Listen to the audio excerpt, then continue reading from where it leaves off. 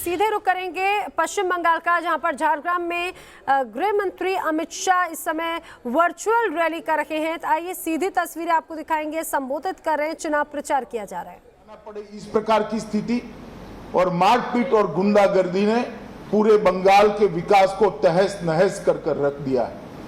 एक बंगाल एक जमाने में जो देश के विकास की अगुवाई करता था, देश की शिक्षा की अगुवाई करता था, आध्यात्म के क्षेत्र में देश की अगुवाई करता था और स्वातंत्र सेनानियों के क्षेत्र में भी बंगाल पूरे देश भर में मुखर करता।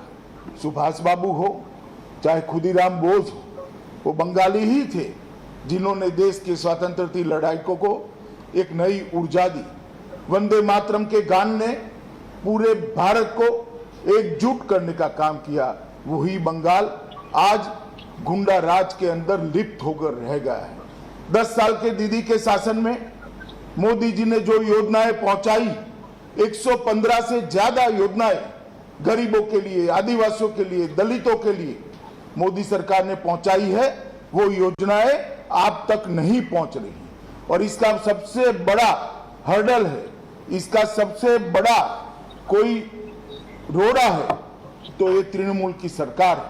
मैं आज झारग्राम की इस रैली में हजारों की संख्या में उपस्थित सभी आदिवासी भाइयों को कहना चाहता हूं, आज एक संकल्प कर जाइए। हमारे विकास में जो सरकार आड़े आ रही है, वो सरकार को हम हटाकर दम लेंगे।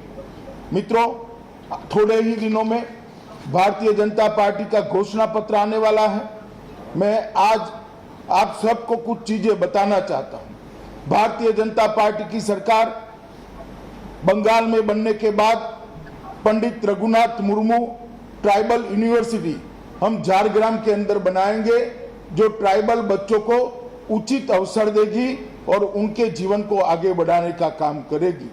स्टैंड अप इंडिया की जो योजना मोदी जी लाए हैं, बनने वाली बंगाल सरकार स्टैंड अप योजना के लिए भी 100 करोड़ रुपया लगाकर लाखों आदिवासियों को आत्मनिर्भर बनने का मौका देगी।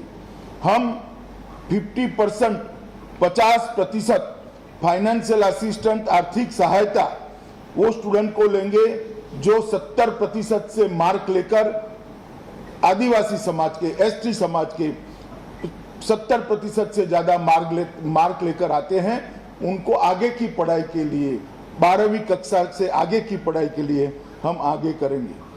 कंस्ट्रक्शन ऑफ हॉस्टल, जो छात्रालयों के निर्माण का काम मोदी जी ने हाथ में लिया है, उसको भी 100 करोड़ रुपया और जोड़कर हम आगे बढ़ाएंगे।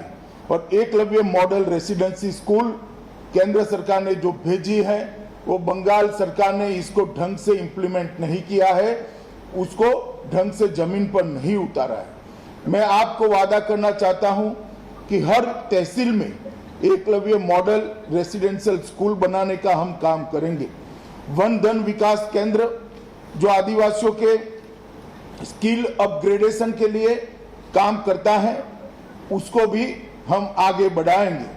फॉरेस्ट राइट एक्ट पूरा का पूरा इंप्लीमेंट हो और इसमें ना कोई चुना हुआ प्रतिनिधि भ्रष्टाचार कर पाए, ना कोई सरकारी अधिकारी भ्रष्टाचार न कर पाए, इस प्रकार की हम व्यवस्था करेंगे। ओरान, मुंडा, भूमजी, कोरा, लोडा, माहिली, बेदिया और सबर, ये सारी जातियों के लिए 10-10 करोड़ रुपए का एक फंड बनाकर हम ये जातियों के विकास के लिए आगे बढ़ाने का एक कॉर्पस बनाएंगे, जो 100 करोड़ का होगा। संथाल से लेकर सारी आदिवासी जातियों को इसके अंदर हम जोड़ने का काम करेंगे। पश्चिम बंगाल के झारग्राम में अमित शाह ने वर्चुअल रैली संबोधित की है। वर्चुअल रैली के जरिए उन्होंने टीएमसी पर निशाना साधा। बंगाल को जंगल राज से मुक्त कराना है। अमित शाह ने कहा है, हर क्षेत्र में बंगाल को पीछे धकेल दिया गया, बंगाल बहुत पीछे है, बंगाल में विकास को तहस नहस कर दिया। तमाम तरह के आरोप यहाँ पर कहा जाए टीएमसी पर हैं और टीएमसी को निशाने पर जमकर लेते हुए अमित शाह नजर आए।